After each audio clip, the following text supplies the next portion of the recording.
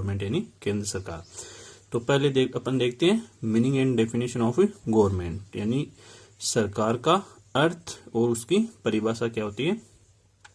State is an emotional concept, राज्य एक भावनात्मक अवधारणा होती है।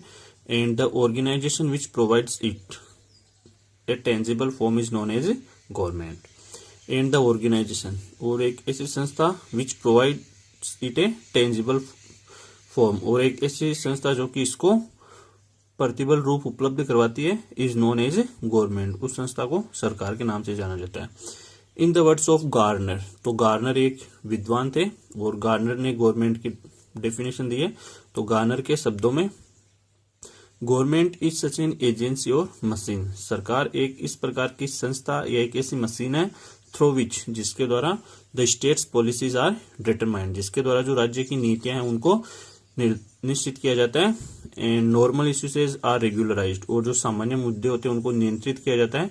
And public welfare is developed, और जो लोक कल्याण है उसको विकसित किया जाता है। तो ये जो डेफिनेशन दी है वो गार्नर ने दी है गवर्नमेंट की। इसके बाद में ऑर्गन्स ऑफ गवर्नमेंट यानी सरकार के अंग। तो सरकार के 3 अंग होते हैं, legislature, executive and judiciary. 3 major organs of the government are as follows. सरकार के जो 3 मुख्य अंग है वो इस प्रकार से, लेजिस्लेचर यानी व्यवस्थापिका, इसको विधायिका भी कहते हैं, एग्जीक्यूटिव कार्यपालिका, और जुडिशरी यानी होती है न्यायपालिका। तो मैं आपको बता देता हूँ, लेजिस्लेचर यानी होती है व्यवस्थापिका, यानी ऐसी संस्था जो कानूनों का निर्माण करती है उसको कहते हैं व्यवस्थापिका या विधायिका, इसको कहा जाता है। एग्जीक्यूटिव होती है कार्यपालिका, जिसका काम होता है कानूनों को लागू करना। और इसके बाद में जुडिशरी, जिसका हिंदी अर्थ होता है न्यायपालिका, और इसका काम होता है व्यवस्थापिका द्वारा बनाए गए कार्यपालिका द्वारा लागू किए जो कानून है उनकी व्याख्या करना और उनमें अपना डिसीजन देने का इसका जुडिशरी का काम रहता है। तो अपन तीनों को अच्छे से देखेंगे। सबसे पहले अपन देखते हैं लेजिस्लेचर यानी विधायिका क्या होती है या व्यवस्थापिका क्या होती है। Legislature is the first organ among the 3 organs of the government, यानी सरकार के ये जो तीनों अंग है उनमें जो पहला अंग है वो होता है लेजिस्लेचर।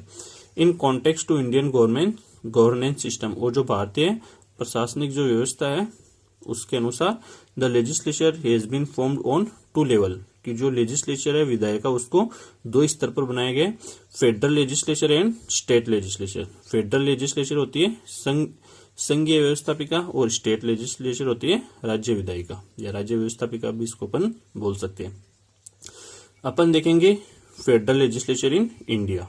भारत के अंदर जो संघीय विधायिका है या जिसको अपन केंद्रीय विधायिका भी कह सकते हैं वो देखो कैसी है। Federal legislature in constitution of India has been named parliament. तो भारत का जो संविधान है उसके अंदर जो संघीय विधायिका है उसको संसद उसका नाम दिया गया है।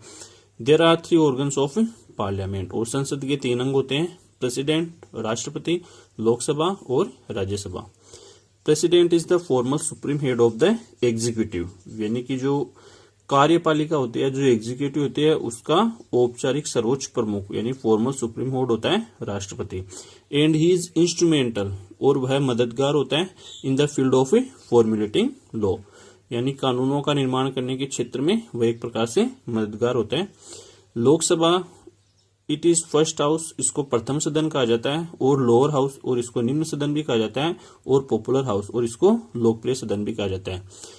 Rajya Sabha it is second house, इसको द्वितीय सदन कहा जाता है, और अपर हाउस और इसको उच्च सदन कहा जाता है, और सीनियर हाउस भी इसको कहा जाता है।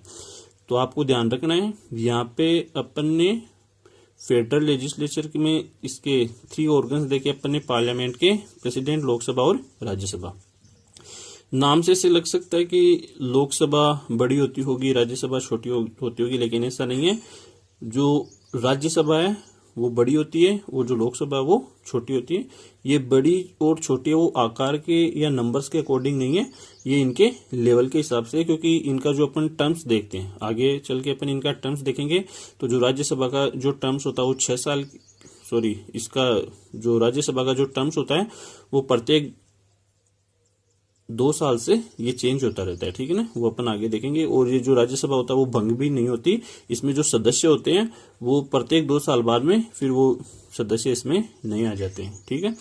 तो तो अपन इसमें देखेंगे। जबकि जो लोकसभा होती है ये कि ये जो उससे कोई भी गवर्नमेंट बनती है उसका 5 साल का टाइम होता है, तो और उसके बाद में फिर जब कोई न्यू गवर्नमेंट आती है तब फिर उसको लोकसभा को भंग कर दिया जाता है और फिर वो नई लोकसभा बनानी पड़ती है। तो इसीलिए इनका जो कार्य करने का तरीका है उसके आधार पर राज्यसभा को अपर हाउस कहा गया है और लोकसभा को लोअर हाउस कहा गया है। इन दिस वे, इस प्रकार से joint name of all the three, यानी इन तीनों के जो संयुक्त नेम है president, Lok Sabha and Rajya Sabha is parliament.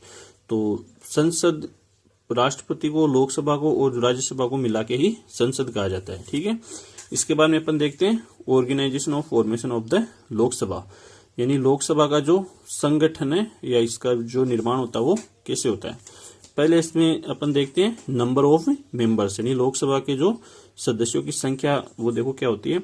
The maximum strength in Lok Sabha, Lok Sabha में जो अधिकतम इसकी संख्या हो सकती है कैन बी 552, यानी इसका मतलब ये है कि जो लोकसभा में अधिकतम सदस्य 552 हो सकते हैं। आउट ऑफ दीज, इनमें से 530 members are elected from the constituencies of various states, इनमें से जो 530 सदस्य होते हैं वो बहुत सारे राज्यों की जो कॉन्स्टिट्यूनिटीज होती है, ठीक है, जो चुनावी क्षेत्र होता है उनसे उनको चुना जाता है।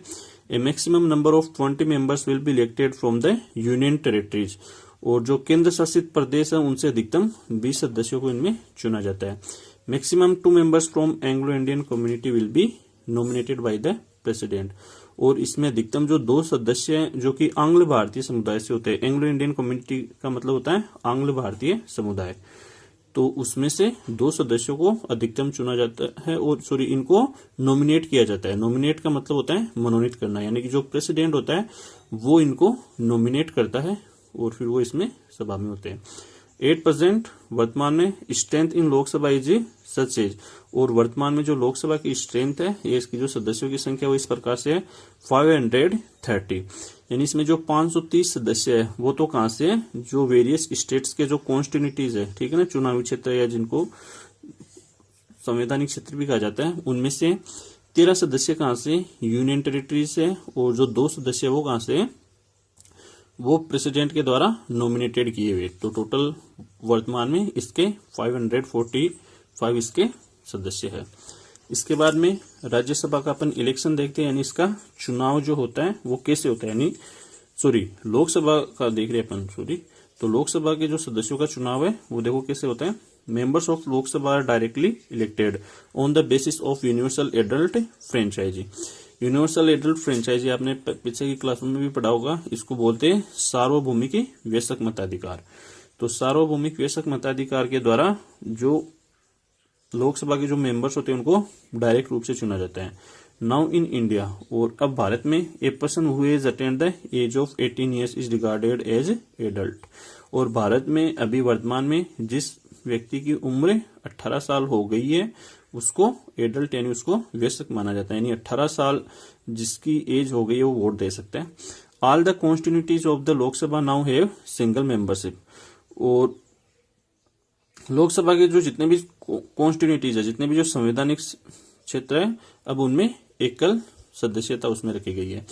इसके बाद में क्वालिफिकेशन फॉर मेंबरशिप, अब इसमें यह दिया कि भाई लोकसभा का सदस्य बनने के लिए योग्यता क्या क्या होनी चाहिए, यानी ऐसी क्या क्या योग्यताएं होती है जो एक लोकसभा का सदस्य बनने के लिए जरूरी है। It is essentials for the members of the Lok Sabha that, Lok Sabha के सदस्य के लिए जरूरी है कि he should be a citizen of India, कि वह भारत का नागरिक होना चाहिए।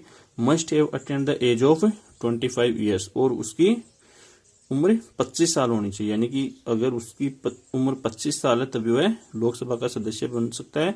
अगर 25 से उसकी एज का मतलब वो इसका सदस्य नहीं बन सकता, 25 से अधिक होनी चाहिए।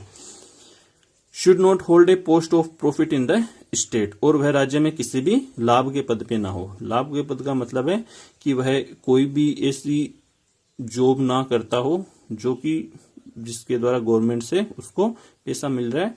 अगर ऐसा कोई उसने पोस्ट प्राप्त कर रखा है तो अगर जब वह इसके मेंबरशिप के लिए अप्लाई करता है तो फिर उसको उससे अपना रेजिग्नेशन लेटर देना पड़ता है। No should he be mad, वह पागल ना हो। और डिक्लेयर्ड इंसॉल्वेंट का मतलब होता है दिवालिया घोषित ना हो, यानी कि जैसे कई बार कई होते हैं पर्सन तो जो बैंकरप्ट होते हैं, ठीक है ना, जैसे उनके ऊपर बहुत ज्यादा कर्ज होता है बैंक की तरफ से, वो दिवालिया घोषित हुए होते हैं, यानी कि जैसे भाई वो कर्ज में फंसे हुए रहते हैं, तो पागल और जो दिवालिया व्यक्ति है वो भी इसके लिए मेंबरशिप के लिए अप्लाई नहीं कर सकते।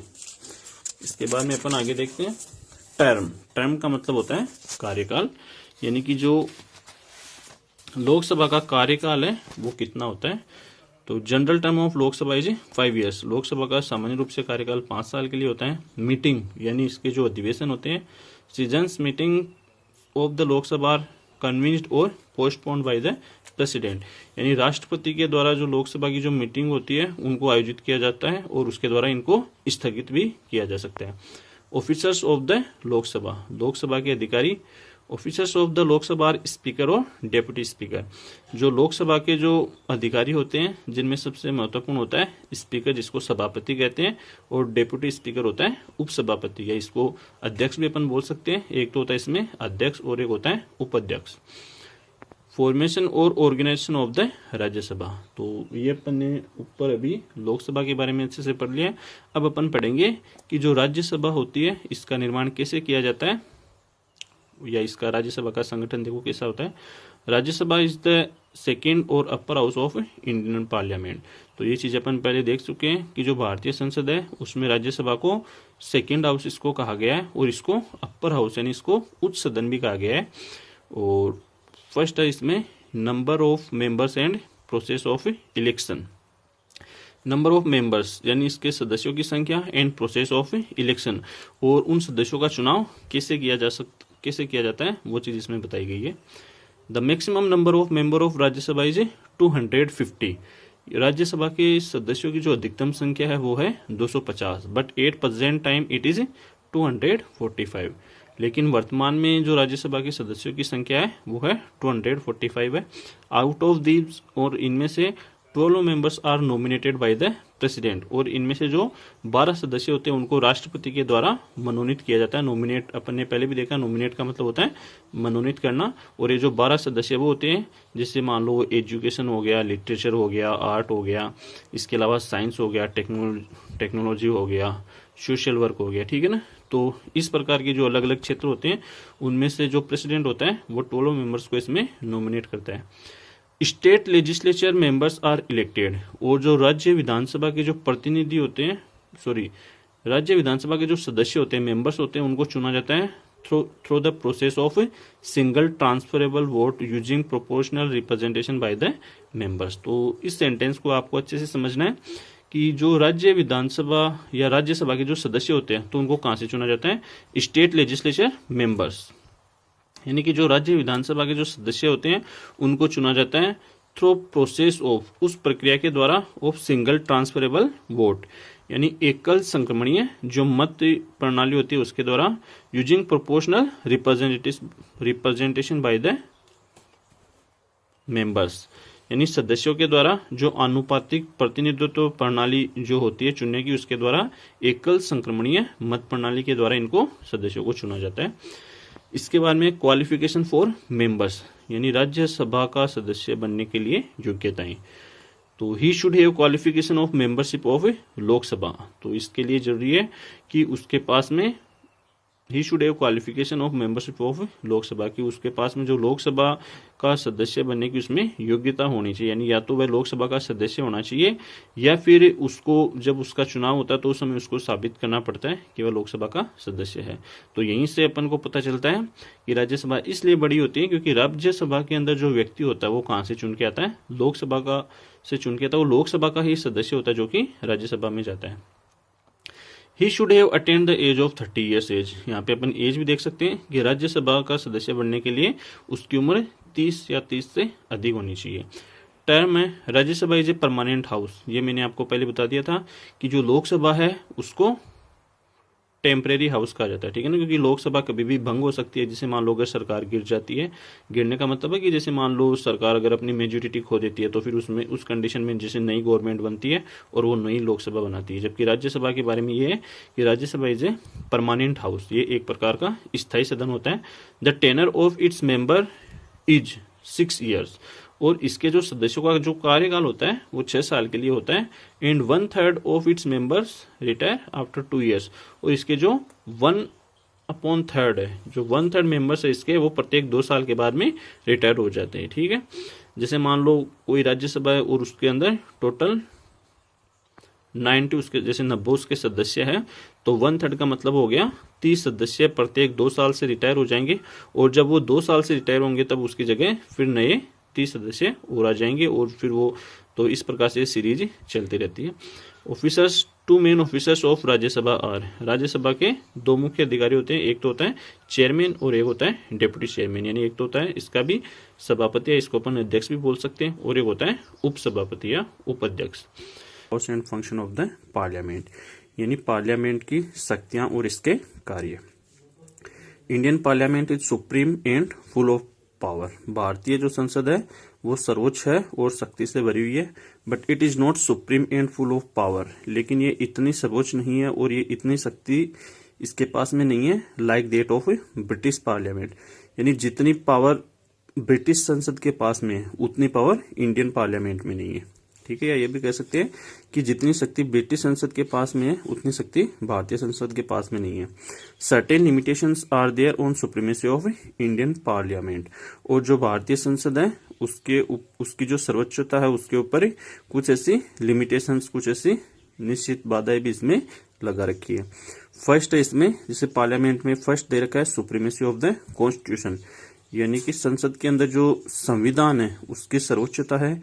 एस्टेब्लिशमेंट ऑफ फेडरल सिस्टम, यहाँ पे जो संघीय व्यवस्था उसकी स्थापना की गई है। मेंटेन फंडामेंटल राइट्स, जो मौलिक अधिकार है उनकी भी व्यवस्था इसमें की गई है। सिस्टम फॉर जुडिशियल रिव्यू, इसके अलावा जो जुडिशियल रिव्यू होता है, न्यायिक पुनरावलोकन की जो शक्ति है वो भी इसको दी गई है। तो ये है कुछ ऐसी बाधाएं हैं जो कि इंडियन पार्लियामेंट के बारे में यहाँ पे बताई गई है, कुछ लिमिट्स बताई गई है। इसके बाद में following are major powers and rights of parliament. अब नीचे कुछ शक्तियां और कुछ अधिकार संसद के दिए गए हैं। जुडिशियल पावर, न्यायिक शक्तियां। पावर ऑफ अमेंडिंग कॉन्स्टिट्यूशन, संविधान में संशोधन करने की शक्ति। अमेंडिंग का अर्थ होता है संशोधन करना, यानी कि जैसा आपको पता होगा कि अपना जो संविधान लिखा हुआ है उसमें संविधान में लिखी हुई किसी भी बात को हटाया नहीं जा सकता, उसमें संशोधन किया जा सकता है। अमेंडिंग यानी होता है संशोधन करना, यानी उस चीज को स्पष्ट करने के लिए उसमें नई चीज तो जोड़ी जा सकती है लेकिन उसको हटाया नहीं जा सकता। तो जो संविधान में संशोधन करने की शक्ति है ये भी संसद के पास में है। फाइनेंशियल पावर, वित्तीय शक्तियां हैं। एडमिनिस्ट्रेटिव पावर्स, प्रशासनिक शक्तियां हैं। पावर्स रिलेटेड टू इलेक्शन, चुनाव से संबंधित शक्तियां भी इसको दे रखी है। अदर पावर्स, इसके अलावा अन्य शक्तियां भी इसको मिली हुई है। पार्लियामेंट में फिर आगे आता है powers and functions of the Lok Sabha, यानी लोकसभा की शक्तियां और इसके कार्य। Powers and functions of the Lok Sabha are as follows, Lok Sabha की जो शक्तियां और इसके जो कार्य इस प्रकार से। जुडिशियल पावर्स, न्यायिक शक्तियां। फाइनेंशियल पावर्स, वित्तीय शक्तियां। Powers of control on the executive, कार्यपालिका के ऊपर नियंत्रण रखने की शक्तियां। Powers related to constitutional amendments, इसके अलावा संवैधानिक संशोधनों की जो शक्ति होती है वो भी इसके पास में, लोकसभा के पास में होती है। Functions in the form of election commission, और इसके अलावा ये चुनाव आयोग के रूप में भी ये कार्य करती है लोकसभा। इसके बाद में function and powers of Rajya Sabha, Rajya Sabha के कार्य और शक्तियां देखते हैं अपन क्या है। Functions and powers of Rajya Sabha are as follows, Rajya Sabha की शक्तियां और इसके कार्य इस प्रकार से हैं। जुडिशियल पावर्स, न्यायिक शक्तियां। Powers of amendments of the constitutions, इसके अलावा इसके अलावा संविधान में कोई भी जो संशोधन करने की शक्ति है वो भी राज्यसभा के पास में है। फाइनेंशियल पावर्स, वित्तीय शक्तियां। एग्जीक्यूटिव पावर्स, कार्यकारी शक्तियां। मिससेलेनियस पावर्स, मिससेलेनियस का मतलब होता है विविध प्रकार की जो शक्तियां होती है, जैसे इसमें दे रखा है participation in the election of president and vice president, राष्ट्रपति और जो उपराष्ट्रपति का जो चुनाव होता है उसमें हिस्सा लेने की इसकी शक्ति होती है। पावर्स रिलेटेड टू इम्पैक्टमेंट, इम्पैक्टमेंट का अर्थ होता है महाभियोग, यहाँ पे लिखा हुआ आप देख सकते हो।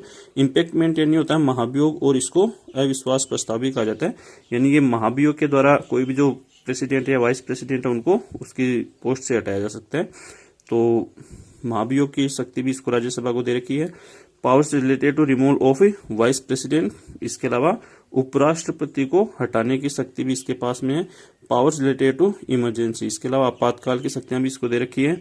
स्पेशल प्रिविलेजेस, कुछ विशेष अधिकार भी इसको दिए गए हैं। जैसे फर्स्ट इसमें बताया to declare a subject present in the national list to be a subject of national importance, यानी वर्तमान में जो राष्ट्रीय सूची है उसमें अगर कोई भी ऐसा विषय है, कोई सब्जेक्ट है, तो उसको राष्ट्रीय महत्व का घोषित करने का अधिकार इसको दे रखा है। To provide the right to establish new all India services, और जितने भी जो ऑल इंडिया सर्विसेज है, जो भारतीय सेवाएं होती है, तो उनकी स्थापना करने की का जो अधिकार है वो भी किसको, इसको राज्यसभा को दिया गया है।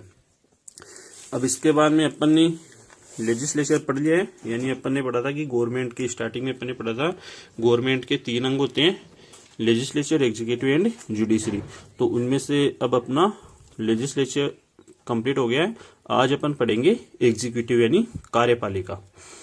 तो देखते हैं एग्जीक्यूटिव क्या होता है। इसको कार्यपालिका बोलते हैं। जैसा कि मैंने आपको बताया कि जो सरकार होती है उसके 3 अंग होते हैं, लेजिस्लेचर, एग्जीक्यूटिव एंड जुडिशरी। तो व्यवस्थापिका, कार्यपालिका और न्यायपालिका। तो एग्जीक्यूटिव देखो क्या होता है। Executive is the second major organ of the government. तो जो कार्यपालिका होती है वो सरकार का दूसरा मुख्य अंग होती है, और पहली होती है legislature. President is the formal supreme head of the executive, और जो राष्ट्रपति होता है वो एग्जीक्यूटिव का फॉर्मल सुप्रीम हेड यानी औपचारिक इसका संवैधानिक प्रमुख होता है। While prime minister along with his council of minister is the actual head of the executive, जबकि जो प्रधानमंत्री है वो अपने मंत्रिमंडल के साथ में इसका कार्यपालिका का वास्तविक मुखिया होता है। आपने एक बात सुनी होगी कि जो भारत में राष्ट्रपति होता है वो केवल नाममात्र का होता है, जबकि वास्तविक जो पावर होती है वो किसके पास में होती है, प्रधानमंत्री के पास में होती है। जैसे अभी आप देख भी सकते हो कि अभी जैसे करंट में अपने देश के जो प्रधानमंत्री है वो श्री नरेंद्र दामोदर दास मोदी है।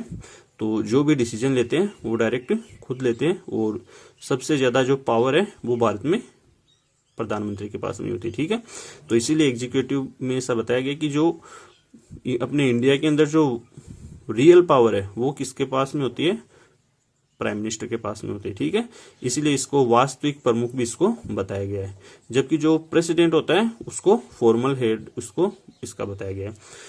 तो इसमें फिर प्रेसिडेंट देखते हैं अपन, राष्ट्रपति को क्या बताया इसमें। President is called the executive head of the Indian union, यानी भारतीय संघ का जो कार्यकारी मुखिया है या जो एग्जीक्यूटिव हेड है वो राष्ट्रपति को कहा गया है।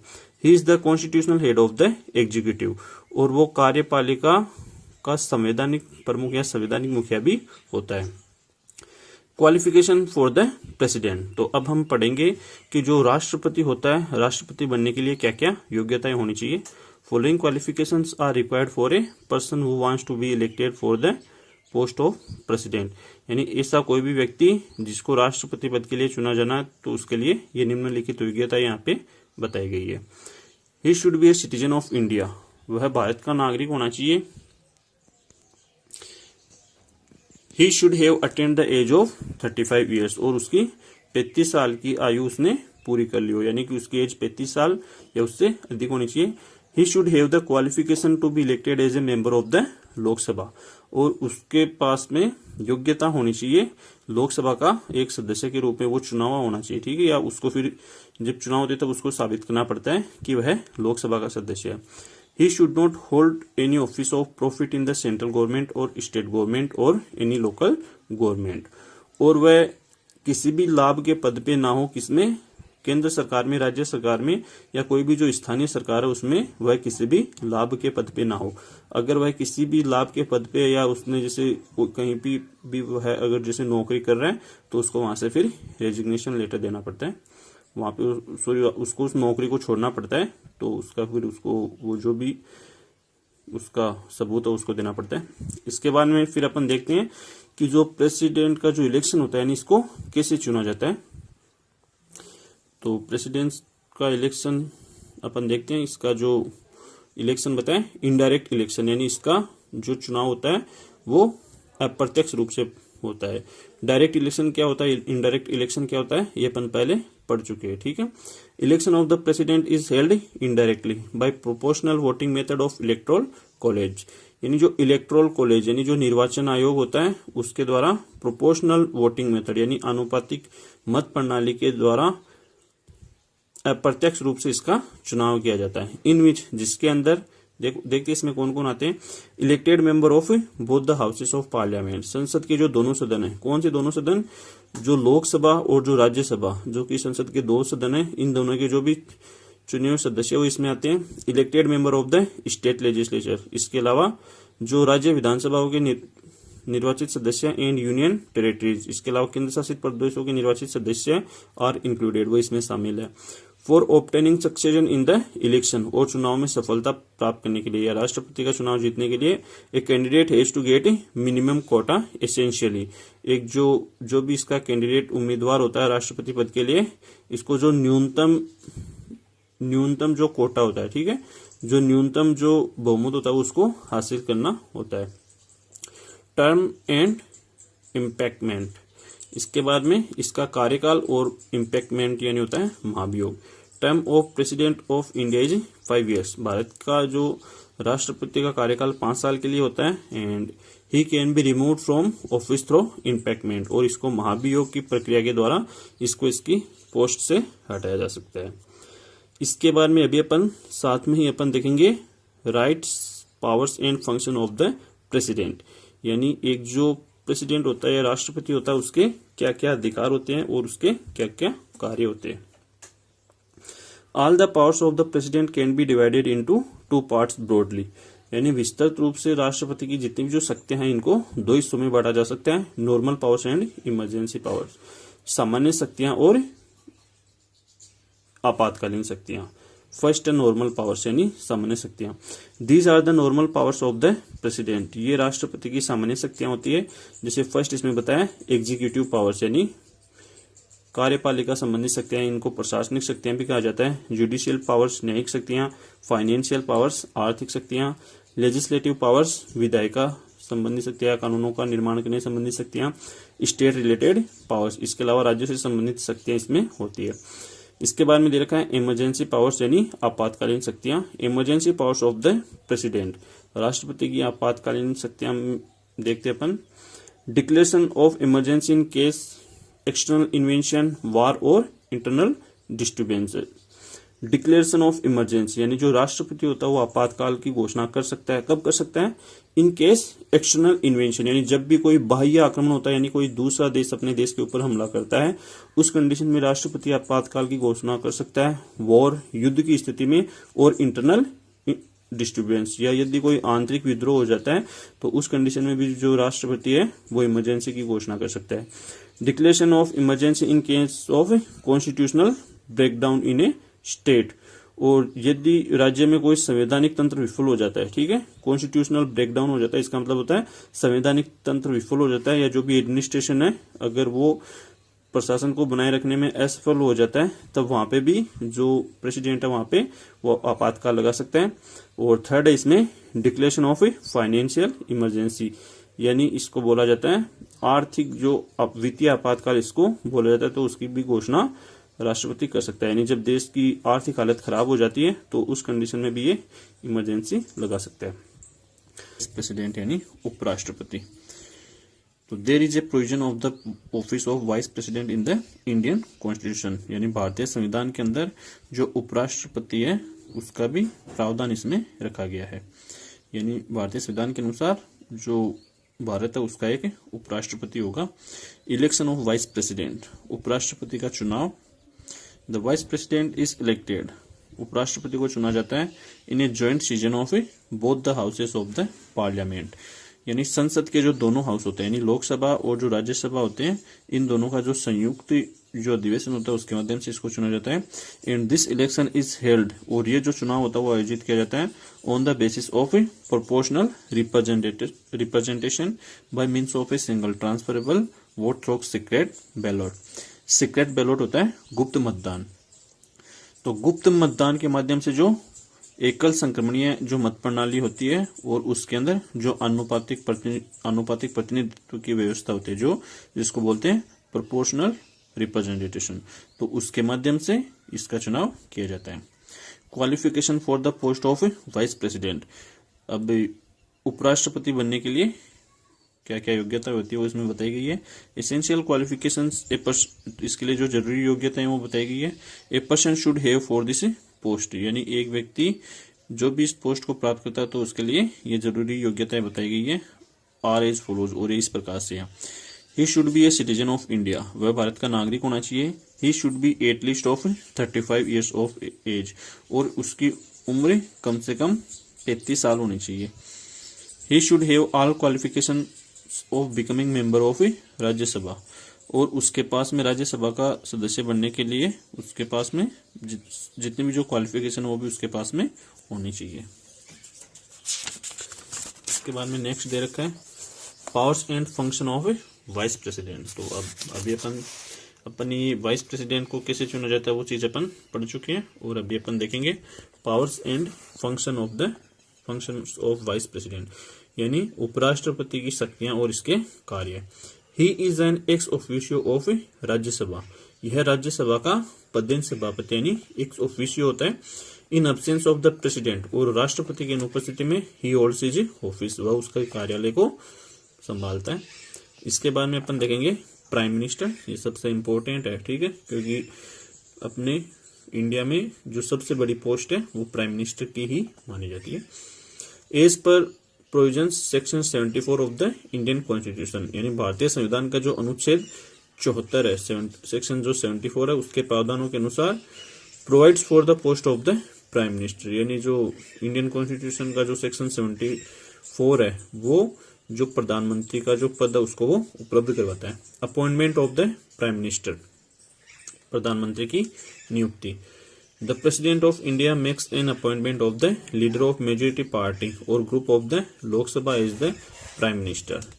तो इसमें ये बताया कि जो the president of India, Bharat का जो राष्ट्रपति होता है, मेक्स एन अपॉइंटमेंट, वो एक नियुक्ति करता है of the leader of majority party, यानी जो कोई भी बहुमत प्राप्त दल होता है उसके नेता को वो नियुक्त करता है, या ग्रुप ऑफ द लोकसभा, या इसके अलावा जो लोकसभा का जो ग्रुप होता है उसका जो भी लीडर होता है उसको नियुक्त करता है इज द प्राइम मिनिस्टर, यानी प्रधानमंत्री के रूप में जो राष्ट्रपति होता है वो मेजोरिटी पार्टी के लीडर को नियुक्त करता है।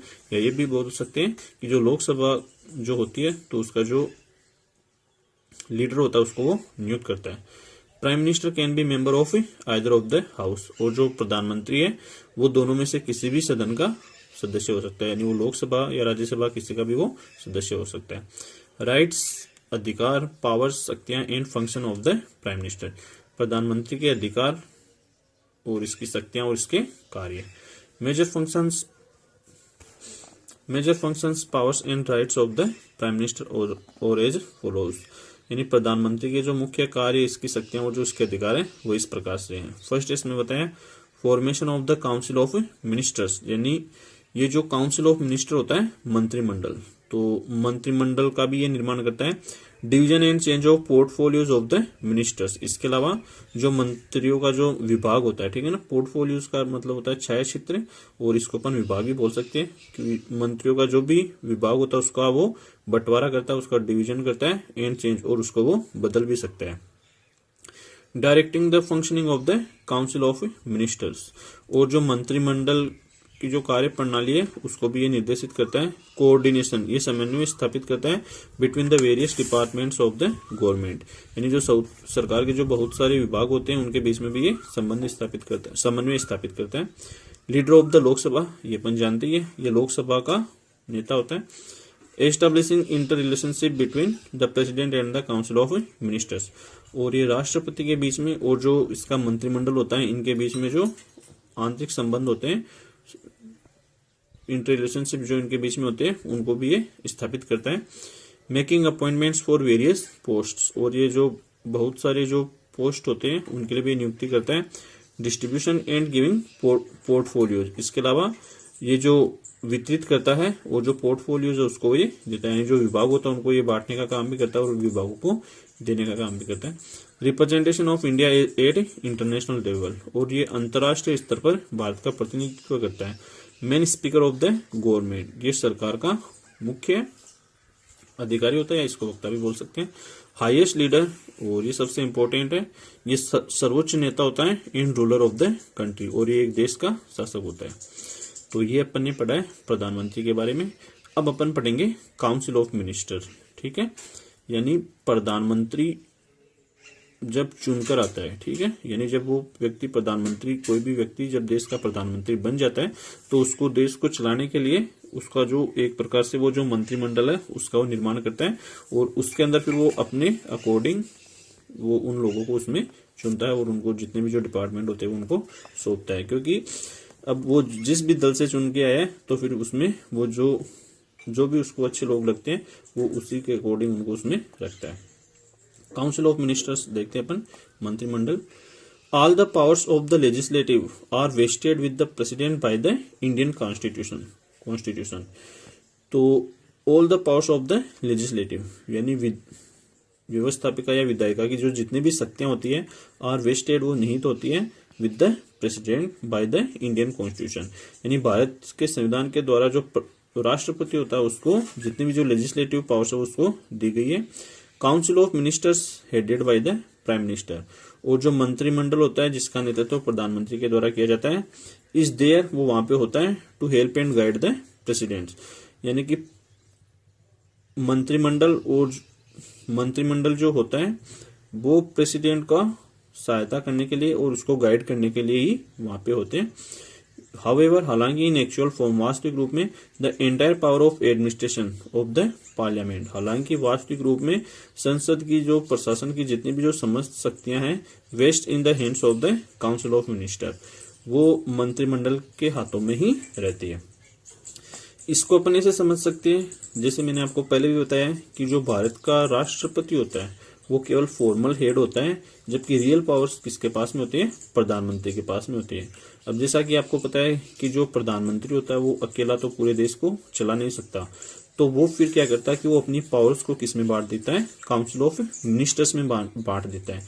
तो जो काउंसिल ऑफ मिनिस्टर्स होते हैं, यानी इसका जो मंत्रिमंडल होता है वही फिर अच्छे तरीके से अपना कार्य करता है और अपना रिजल्ट वो देता है। और जो प्रधानमंत्री होता है फिर उसका मेन काम होता है कि ये जो काउंसिल ऑफ मिनिस्टर है इनकी वो मॉनिटरिंग करता रहता है, वो इनका ध्यान रखता है और ये अच्छे से एडमिनिस्ट्रेशन को चलाने में भी इसकी प्रधानमंत्री की काउंसिल ऑफ मिनिस्टर वो इसकी सहायता करते हैं। तो इसीलिए कहा गया है कि भारत जैसे देश में एक डेमोक्रेटिक कंट्रीज में जो रियल पावर होती है वो किनके पास में होती है, प्राइम मिनिस्टर और काउंसिल ऑफ मिनिस्टर्स के पास में होते हैं, क्योंकि जितना भी जो निर्णय लेने का जो भी कार्य होते हैं वो यही देखते हैं। या और कई बार तो इनसे सलाह लेके ही जो राष्ट्रपति होता है वो अपना कोई भी जैसे मान लो कानून है उसको वो लागू करता है, या कोई भी जैसे डिसीजन लेना होता है तो जो प्रेसिडेंट होता है वो इनकी काउंसिल ऑफ मिनिस्टर की और जो प्राइम मिनिस्टर होता है उनकी सलाह के अनुसार ही वो कार्य करता है। इसके बाद में अपन आगे देखते हैं formation of the council of ministers. अब जो काउंसिल ऑफ मिनिस्टर यानी मंत्रिमंडल है इसकी बनावट कैसी होती है या इसका निर्माण कैसे किया जाता है। Council of ministers is formed as such as, यानी जो मंत्रिमंडल उसको इस प्रकार से बनाया जाता है, यानी इसको किस लिए बनाया जाता है, क्या इसका कार्य होता है। Appointment of the prime minister, यानी ये प्रधानमंत्री की नियुक्ति के कार्य को देखती है। Appointment of the ministers by the prime ministers and appointment of the ministers, इसके अलावा जो मंत्रियों की जो नियुक्ति होती है जिनकी प्रधानमंत्री के द्वारा नियुक्ति की जाती है वो भी इसमें आता है। Strength of council of ministers, इसके अंदर जो मंत्रिमंडल की शक्ति इसमें आती है। Distribution of portfolios among the ministers, और मंत्रियों के बीच में जो विभाग का बंटवारा वो भी इसके अंदर आता है। Essential qualification for the ministers, मंत्रियों की जो आवश्यक जो योग्यताएं होती है वो भी इसमें देखी जाती है। ओथ यानी होता है शपथ, oath taking by the ministers, यानी मंत्रियों के द्वारा जो शपथ ली जाती है। Tenure of the council of minister, यानी मंत्रिमंडल का जो समयावधि होती है, इसका जो कार्यकाल होता है। Salaries and allowances of the ministers, इसके अलावा जो मंत्रियों की जो भी तनख्वाह होती है और उनको जो भी वेतन भत्ते मिलते हैं वो भी इसी में आते हैं। कैटेगरीज ऑफ मिनिस्टर्स, इसमें बताया कि जो मंत्रियों की कैटेगरी 3 प्रकार की होती है, यानी कि जो मंत्री होते हैं वो 3 प्रकार के होते हैं। कैबिनेट मिनिस्टर इनको बोलते हैं केंद्रीय मंत्री, ठीक है, कैबिनेट मिनिस्टर इनको बोलते हैं, सेंट्रल लेवल पे होते हैं। स्टेट मिनिस्टर होता है राज्य मंत्री, एंड डेप्यूटी मिनिस्टर्स होते हैं उप मंत्री, ठीक है। तो यहाँ पे इनकी कैटेगरी बताई गई है। इसके बाद में अपन देखते हैं पावर्स ऑफ द कैबिनेट, यानी ये जो कैबिनेट होता है इसकी, या कैबिनेट जो होता है इसकी शक्तियां क्या क्या होती है, ठीक है ना। कैबिनेट मंत्रिमंडल को ही बोला जाता है, जैसे बेपन ने पढ़ा ना काउंसिल ऑफ मिनिस्टर, उसी को कैबिनेट बोला जाता है। Powers and function of the cabinet are as follows, मंत्रिमंडल की जो शक्तियां और उसके जो कार्य इस प्रकार से है। फॉर्मेशन ऑफ नेशनल पॉलिसी, यानी जो भी राष्ट्रीय नीति होती है उसका ही निर्माण करते हैं। Control upon formation of laws, और ये जो कानूनों का जो भी निर्माण किया जाता है उसके ऊपर भी ये नियंत्रण रखते हैं। Supreme control upon national executive, और जो भी राष्ट्रीय कार्यकारी है उसके ऊपर ये सर्वोच्च नियंत्रण रखते हैं। फाइनेंशियल पावर्स, इसके अलावा जो वित्तीय शक्तियां उनको भी ये देखते हैं। कंडक्टिंग फॉरेन अफेयर्स, यानी जो विदेशी मामले होते हैं या जो फॉरेन कंट्रीज होते हैं उनसे भी जो उनके साथ में जो अपने देश के साथ में जो भी मामले उनको भी वो देखते हैं। कोऑर्डिनेशन वर्क, इसके अलावा समन्वयात्मक कार्य करते हैं। Powers regarding appointment of important officers, इसके अलावा जो भी महत्वपूर्ण अधिकारी होते हैं तो उनकी नियुक्ति के संबंध की जो शक्तियां होती है वो भी किसके पास में होती है, पावर्स ऑफ द कैबिनेट, यानी वो भी मंत्रिमंडल की शक्तियों में ही आती है।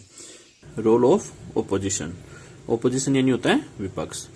जैसा कि आपको पता है अपने भारत में जो भी सरकार होती है या जो भी दल बहुमत प्राप्त करके सत्ता में आता है उसको सरकार बनानी होती है, वो तो उसको तो बोलते हैं पक्ष वाला, और एक होता है उसके विपक्ष में, यानी कई दल ऐसे भी होते हैं जो जिसमें से विधायक वगैरह या सांसद वगैरह उनमें जीत के आते हैं, लेकिन वो पूर्ण बहुमत प्राप्त नहीं करने के वजह से वो सत्ता प्राप्त करने से वंचित रह जाते हैं, इसलिए उनको विपक्ष में रहना पड़ता है, ठीक है।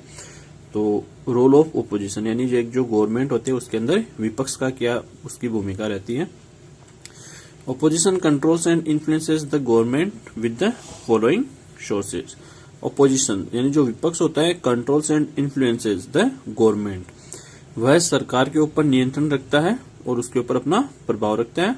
विद द फॉलोइंग सोर्सेज, यानी ये जो निम्नलिखित जो तरीके बताए गए इनके माध्यम से जो विपक्ष होता है वो सरकार के ऊपर क्या करता है, नियंत्रण रखता है। By no confidence motion, no confidence motion का मतलब होता है अविश्वास प्रस्ताव लाके। नो कॉन्फिडेंस मोशन यानी होता है अविश्वास प्रस्ताव। इसमें क्या होता है कि जैसे अगर सरकार कोई भी कानून या ऐसा कोई भी वो विधेयक लेके आती है तो और उससे अगर विपक्ष को ये लगता है कि ये देश के लिए ठीक नहीं है या ये उसको अगर विपक्ष को सही नहीं लगता तो वो अविश्वास प्रस्ताव लाकर भी उस विधेयक को पारित होने से मना कर सकती है। और ये जो नो कॉन्फिडेंस मोशन है किसी भी कानून के खिलाफ ये लाया जा सकता है। Proposal for halting work, halting का अर्थ होता है पंगु या जिसको लकवाग्रस्त भी बोलते हैं, लेकिन यहाँ पे हाल्टिंग वर्क का मतलब है कि ऐसा कोई भी कार्य जो कि बीच में लटका हुआ है, ठीक है ना, यानी जो अच्छे से नहीं हो पा रहा तो उसका भी प्रस्ताव बनाता है। By asking question to the government, और ये जो विपक्ष होता है वो सरकार से क्वेश्चन पूछते हुए या उससे प्रश्न करते हुए उनके ऊपर नियंत्रण स्थापित करता है। बाय मूविंग प्रपोजल ऑफ कोर्टेलमेंट, कोर्टेलमेंट यानी का मतलब होता है संक्षेप में, यानी कोई भी जो इसमें विधेयक होता है या कोई भी जैसे कानून होता है तो उसको वो संक्षेप में प्रस्तुत करके भी वो उसका प्रस्ताव तैयार करता है। Proposal for controlling financial work of the government in the public account committee, और जो सार्वजनिक जो अकाउंट कमेटी होती है तो उसके अंदर भी जो जितने भी जो सरकार के वित्तीय कार्य होते हैं उनके ऊपर भी ये प्रस्ताव के माध्यम से नियंत्रण स्थापित करता है। Formation by the public verdict, इसके अलावा पब्लिक वर्डिक्ट होते हैं जनता के निर्णय, तो जो जन निर्णय होते हैं या पब्लिक वर्डिक्ट होते हैं उनकी भी ये रचना करता है। बाय एडजस्टमेंट प्रपोजल, और ये तालमेल संबंधी जो कार्य होते हैं या जो भी प्रस्ताव होते हैं उनको भी ये विपक्ष देखता है।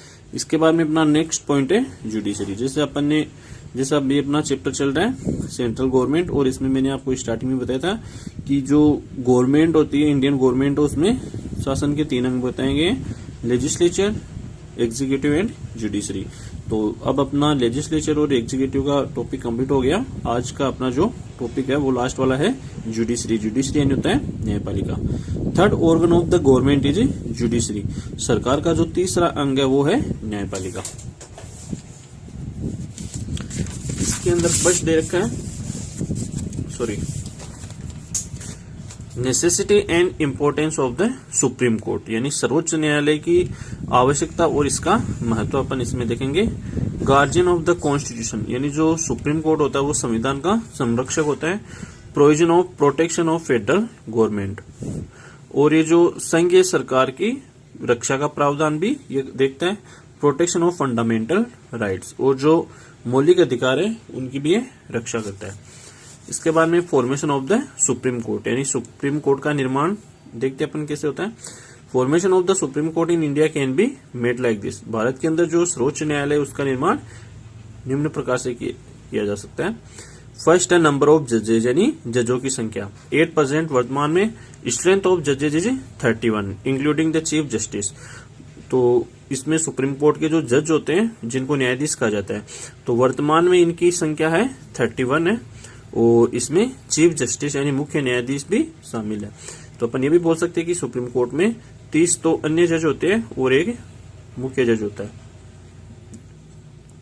Procedure regarding appointment of the जजेज, इसके अलावा सुप्रीम कोर्ट के अंदर जो जितने भी जो जज होते हैं या जितने भी जो न्यायाधीश होते हैं उनकी जो नियुक्तियां होती है उनकी प्रक्रिया भी इसमें देखी जाती है। क्वालिफिकेशन ऑफ द जजेज, जजों की योग्यता इसमें आती है। टेन्योर एंड इम्पैक्टमेंट, इसके अलावा जजों का कार्यकाल और महाभियोग। इम्पैक्टमेंट अपन ने पहले भी देखा है, महाभियोग का मतलब होता है कि किसी भी जज को उसकी पोस्ट से इम्पैक्टमेंट के द्वारा हटाया जा सकता है। Salary allowances and other facilities, इसके अलावा जो वेतन और जो भत्ते हैं और जो अन्य सुविधाएं वो भी इसमें आती है। प्रिविलेजेस फ्रीडम, इसके अलावा प्रिविलेजेस यानी अधिकार को बोला जाता है या स्वतंत्रता भी इसको बोल सकते हैं। हेडक्वार्टर ऑफ द कोर्ट इन दिल्ली, और जो सुप्रीम कोर्ट का जो मुख्यालय है वो वहां पे दिल्ली में है। रेस्ट्रिक्शन ऑन जजेज, इसके अलावा जजों के ऊपर कई बार पाबंदियां भी लगाई जाती है, तो उसका भी जो कार्य है वो कौन देखता है, सुप्रीम कोर्ट देखता है।